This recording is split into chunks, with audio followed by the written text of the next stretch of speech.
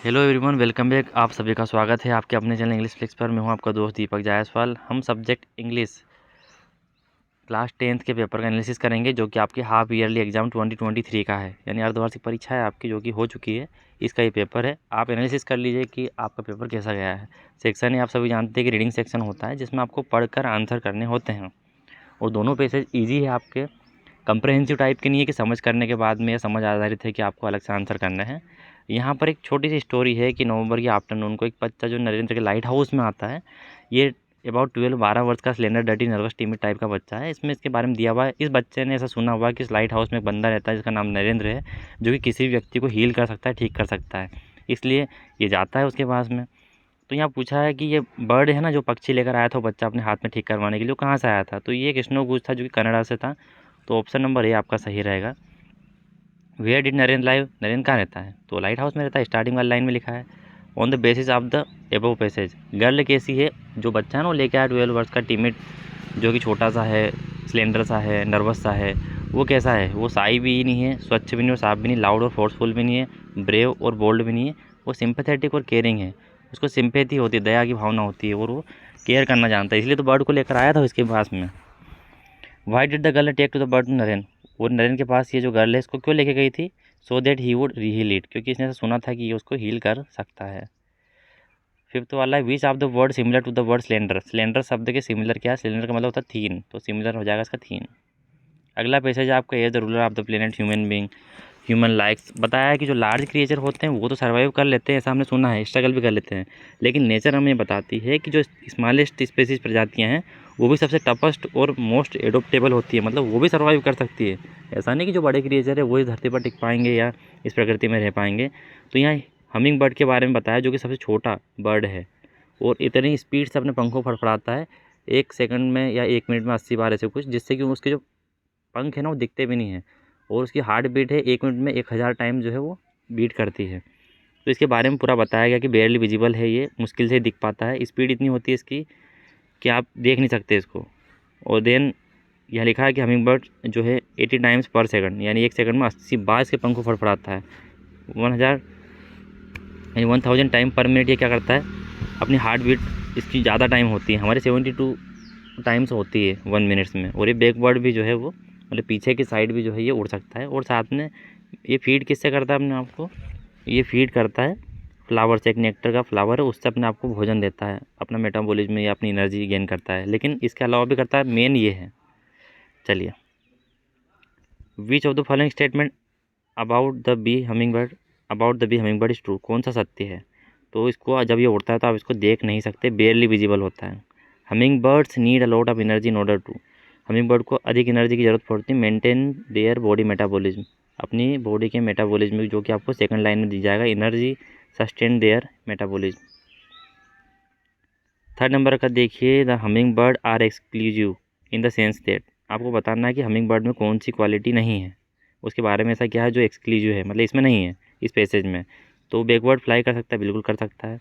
They consume half their body weight every day, वह अपनी body का जो है हाफ वेट कंज्यूम कर लेते हैं, बिल्कुल हाफ वेट से बॉडी वेट नेक्टर, बिल्कुल सही है।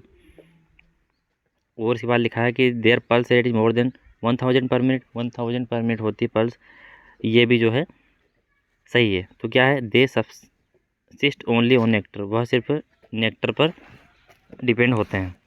तो ये नहीं है, मेनली डिपेंड होते हैं पर इसी पर डिपेंड नहीं होते हैं, तो ये ऑप्शन नहीं आएगा, ये सेंस इसमें नहीं दिया है, ओनली नहीं आएगा। डिपेंड होते हैं इस पर, लेकिन मुख्यतः इस पर होते हैं, ये सही है। लेकिन केवल इस पर होते हैं ऐसा नहीं है, इसका मतलब हो रहा है केवल इसी पर रहते हैं। द वर्ड अनक्रेडिबल, अविश्वसनीय का मतलब कौन सा आपको बताना पैसेज में, तो अनबिलीवेबल है, unbelievable. Nature had made man realize the fact, nature man यानी हम व्यक्तियों को रियलाइज करवा देती है यह तथ्य कि जो स्मॉलेस्ट क्रिएचर है वो टफेस्ट एंड मोस्ट एडोप्टेबल है। ये आपको यहाँ मिल जाएगा, ये वाले बेयरली विजिबल का तो ये हो गया कि मुश्किल से दिखाई देता है, और smallest species which are toughest and most adoptable. Clear है, ठीक है। सेक्शन बी में आपको लाइब्रेरी के बारे में बताया हुआ कि यहाँ पर आपका कलेक्शन होता है न्यूज़पेपर का, मेनूस्क्रिप्ट का, बुक्स का, बहुत सारी चीज़ें मिल जाती है, professional assistant, research material, individual. तो यहाँ इंपॉर्टेंस आप जो है लाइब्रेरी बताया गया है कि लाइब्रेरी का महत्व क्या है आज के युग में। ये लाइब्रेरी आपकी इलेक्ट्रॉनिक भी हो सकती है और ऑफलाइन भी हो सकती है, फिजिकली टाइप की। तो इंपॉर्टेंस ऑफ लाइब्रेरी है, ये इसका टाइटल था। नोट मेकिंग आपको बनाना मैं सिखा चुका हूँ, आप वीडियो देख चुके हैं, नहीं तो आपको आई बटन में दिख जाएगा नोट मेकिंग कैसे करते हैं, फुल मार्क्स कैसे लेकर आते हैं। क्वेश्चन नंबर 4 में आपका नाम जयंत शर्मा था और आप government high secondary school Miana MP से, और आपको प्रिंसिपल को एप्लीकेशन लिखना है कैरेक्टर सर्टिफिकेट के लिए। या फिर आपका नाम अतुल चौहान है, आप गोकुल धाम कॉलोनी सोहागपुर में रहते हैं, आपको अपने फ्रेंड को लेटर लिखना है उस ब्रदर की मैरिज में इनवाइट करने के लिए। तो ये फॉर्मल लेटर एप्लीकेशन है और इनफॉर्मल लेटर है। आपको यहाँ पर right a paragraph on one of the following topic, किसी एक टॉपिक पर आपको 120 वर्ड्स में एक पैराग्राफ लिखना था, मतलब आर्टिकल लिखना है। तो computer mobile and modern need में वंडर ऑफ साइंस का लिख सकते थे, आपको पॉइंट हटाना था बस। क्वेश्चन नंबर 6 में पिक्चर गाइड कंपोजिशन है, जैसा पिक्चर आपको निर्देश करती है वैसे आपको स्टोरी क्रिएट करना अपनी माइंड में, वो 75 शब्दों में लिखना है। तो पिक्चर गाइड कर रही है, यहाँ पर ट्रीज है, बच्चे कोई गार्डन है जहाँ पर प्ले कर रहे हैं, तो बस आपको सोचना है लिखना है। पिक्चर गाइड कंपोजिशन के बारे में कैसे लिखना है उसका वीडियो मैं ऑलरेडी बना चुका हूँ। या फिर सेकंड वाली जो ये है, इसमें आपको समझ में आ रहा है कि ये पिता अपने बच्चों को समझाता है कि लकड़ी में कितनी ताकत होती है जब वो साथ में रहती है, वो सिंगल लकड़ी को हर कोई तोड़ सकता है। तो आप सभी भाई अपने साथ में रहेंगे या साथ रहेंगे तो ही आपको कोई हरा नहीं सकता, या फिर आपके बारे में कोई गलत नहीं सोच सकता, या फिर आपका बुरा नहीं कर सकता है। ये 75% में आपको बताना था। तो दोनों में से कोई सी आपको करनी थी पिक्चर, जो कि 3 मार्क्स की थी। सेक्शन C ग्रामर है, आपको फिल इन द ब्लैंक्स रिक्त स्थान कोई 5 भरने थे। आई यूज योर फ़ोन, मैं तुम्हारा फ़ोन यूज़ कर सकता हूँ, यहाँ पर अनुमति ली जा रही है, अनुमति ली जाने में मे का यूज होता है, तो यहाँ पर आ जाएगा मे।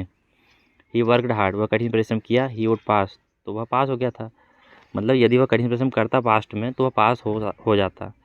तो यहाँ पर क्या आ जाएगा, इफ़, यदि उसने कठिन परिश्रम किया तो वह पास हो गया होता, तो यदि आएगा, है ना। देयर इज वाटर, वाटर कैसा, अनकाउंटेबल है, अनकाउंटेबल इसको गिन नहीं सकते, तो सम काउंटेबल में आता तो ये नहीं आएगा, अनकाउंटेबल में आता है, कोई दिक्कत नहीं है। मेनी काउंटेबल में आता है, लेकिन यहाँ नेगेटिव है ना, नेगेटिव में ए नहीं आएगा, ए नहीं। They have been living here, जनवरी क्या है, पॉइंट ऑफ टाइम, निश्चित समय है, तो since January. He did not play well, वह ठीक तरीके से नहीं खेले, इसलिए। ही वाज नॉट सेलेक्टेड, इसलिए वो सिलेक्टेड नहीं हुए, तो सो, इसलिए। He is a, he is in a university, university मतलब अ कॉन्सोनेंट साउंड दे रहा है। He is in a university, वो यूनिवर्सिटी में है। यहाँ देखिए, डू इज डायरेक्टेड, इसमें क्या करना है आपको, जैसा निर्देश दिया गया वैसे आपको आंसर बन। सी डिड इट, उसने यह किया। इंट्रोगेटिव बदलना है, नेगेटिव है ये नहीं आएगा, ये नेगेटिव है। तो यहाँ पर ये डिड है ना, ये मेन वर्ब की सेकंड फॉर्म है, ये हेल्पिंग वर्ब नहीं है, ये पास्ट इंडेफिनिट है, पास्ट इंडेफिनिट का अफर्मेटिव है। इसको इंटरोगेटिव बनाना है तो डिड को आगे लेके आएंगे, तो डिड सी डू इट, क्या रहेगा आंसर, डिड आगे आएगा, did she do it, did she do it, ये इसका आंसर रहेगा। He did not go to school, he was इल।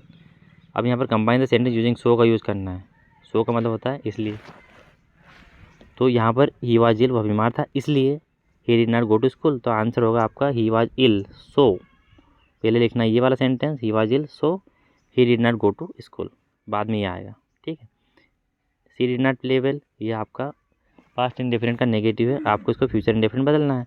तो फ्यूचर इंडेफिनिट की हेल्पिंग होती है विल और सेल, तो सी के साथ आपको लगाना है विल, लगा दिया, और नाट का नाट हो जाएगा। आपको इसको अफर्मेटिव नहीं बनाना है, नेगेटिव है तो नेगेटिव रहेगा, बस विल लग जाएगा। दे प्ले फुटबॉल, इसका पेसिव वॉइस चेंज करना है, तो फुटबॉल आएगा आगे, क्योंकि हम जानते हैं कि ये प्रेजेंट का इंडेफिनेट है, तो अगले टेंस की हेल्पिंग लगेगी जो कि इज है। फुटबॉल सिंगुलर तो इज लगेगा। वर्ब की थर्ड फॉर्म, प्ले का प्लेड, दे का क्या हो जाएगा, by them. Unless he worked hard she will not pass, आपको इसको इफ़ का यूज़ करके लिखना था, तो अनलेस यहाँ पर क्या लगाएंगे, इफ़ लगाएंगे, ये अनलेस है ना, इस यहाँ पर क्या लगा दिया, इफ़ लगा दिया। फिर हम अनलेस का मतलब होता है यदि नहीं, और हमने इसके यहाँ पर लगाया यदि लगाएंगे तो नहीं फिर आएगा, मतलब इसमें यदि नहीं अपने आप में है, और ये सिर्फ यदि लगाया हमने, तो हमें नहीं की ज़रूरत है, तो सी के बाद लगाएंगे हम नहीं, तो नहीं लगाने के लिए हम लगाएंगे नोट, और नोट लगाया तो हेल्पिंग वर्ब आएगी, जो कि सी के अकॉर्डिंग क्या आएगी, डज आएगी। इफ़ सी डज नोट, और ये एस हट जाएगा क्योंकि यहाँ पर हेल्पिंग वर्ब आ चुकी है ऑलरेडी, तो if she does not work hard she will not pass, बस हो गया। तो अनलेस यहाँ पर इफ़ लगाओ, वो सी के बाद do not, did not, does not जो आता है वो लगाओ सब्जेक्ट के अकॉर्डिंग, और नोट लगा दो। इसके बाद he is very intelligent, he can pass any test, आपको इसमें क्या लगाना था, ये गलत नंबरिंग हो गई है, सो दैट लगाना है। तो he is so intelligent, very जहाँ पर लगाओ क्या, सो, और फुल स्टॉप की जगह लगाओ दैट, बस, और कंबाइन कर दो बिना कुछ हटाए हुए, हो गया आपका। अभी आपका सेक्शन डी यानी किताब जो आपकी दोनों है उनमें से जो है MCQ आए हैं, तो ये आपकी पहली जो बुक है फर्स्ट फ्लाइट उसके MCQ है। Who is the poet of the poem dust of snow, dust of snow के पोएट कौन है? Robert Frost. According to Mandela, मतलब रॉबर्ट फर्स्ट ने ही द स्टार विष्णु और फायर एंड आइस लिखी है। What comes naturally to heart, अपने दिल में प्राकृतिक रूप से क्या आता है? तो लव आता है, प्रेम जो है ऑटोमेटिक आता है प्राकृतिक रूप से। एन फ्रैंक रोट हर डायरी वाइल, एन फ्रैंक ने अपनी डायरी कब लिखी? While hiding with her family, जब अपने परिवार के साथ वो छुपी हुई थी। What does the poetess compare the tree branches, तो पोएटेस ने द ट्री में, जो कि एड्रिन रीच के द्वारा लिखी गई है, उन्होंने जो उनकी ब्रांचेस है ना ट्री की, उनको न्यूली डिस्चार्ज पेशेंट से कंपेयर किया है उस पोएम में। आपने रीड करी होगी तो आपको पता होगा। यहाँ पर ये यंग सीगल से आपका एक्सट्रैक्ट दिया हुआ है और इससे संबंधित आपके क्वेश्चन दिए हुए हैं जो कि यहाँ पर है। What happened when the young seagull ran to the brink of the ledge, वो किनारे पर जाता है ना उड़ने के लिए, तो क्या होता है? वो डर जाता है, ही बिकम अफ्रेड, वो डरा हुआ है। Where did the young seagull slept at night, जो यंग सीगल है वो रात में कहाँ पर सोता है? तो अंडर द लेज, किनारे के अंदर ही सो जाता है, होल में जाकर वो, क्योंकि वो उड़ नहीं पाता है। उसके भाई बहन पिताजी वगैरह सब उड़ते हैं। The word little means small. फिर एक आपकी पोएम में से दिया हुआ एक्सट्रैक्ट है, यानी ये स्टंजा है 4 लाइन्स का, क्वार्टन है। तो ये लाइन कहाँ से ली गई है? तो लॉस्ट बॉल, तो द बाल पोएम से ली गई है। बच्चा अपनी बॉल को खो देता है, जो कि मेरे लिए बाउंसिंग हो जाती है वाटर में। तो मेरे लिए का मतलब क्या होता है? हैप्पी हैप्पी बॉल उछल के कहाँ चली जाती है? पानी में चली जाती है, वाटर में चली जाती है। मेरे लिए बाउंसिंग, उछलती हुई, तो यहाँ इसका मतलब हो जाएगा similar word happily. Where did the ball go, तो पानी कहाँ जाती है? In the water, in the water. बाकी आपके इजी क्वेश्चन आंसर थे। आई होप आपका पेपर काफ़ी अच्छा गया होगा। वीडियो आपको पसंद आया तो लाइक जरूर कीजिएगा, साथ में से अपने दोस्तों में जरूर शेयर कीजिएगा। और भी इंपॉर्टेंट वीडियोस देखने के लिए अपनी बोर्ड एग्जाम से रिलेटेड आप चैनल को सब्सक्राइब कर सकते हैं।